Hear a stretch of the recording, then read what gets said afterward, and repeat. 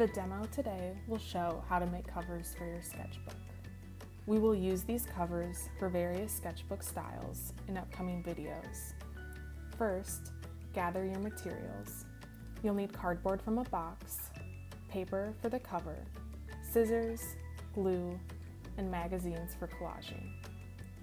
Start by cutting the covers from a cardboard box. I'm using a food box since the cardboard is thin, but any cardboard box will work. Cut 2 pieces from the box that are the same size. These will be the front and back covers for your sketchbook.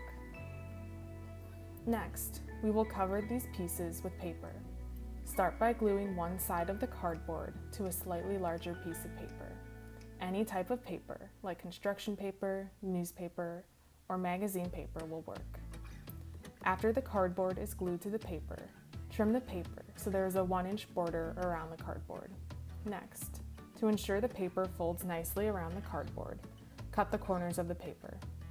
Be careful not to cut directly up against the corners, which will leave them uncovered at the end.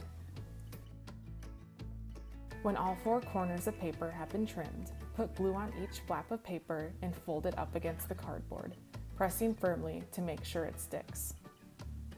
Repeat this step for all 4 flaps to finish covering the front cover. These steps can be repeated for the back cover. When both covers are finished, an optional step is to decorate them. I decided to collage with magazines, but other options include drawing or painting. When you are finished decorating your covers, let them dry for a few hours before attaching them to a sketchbook.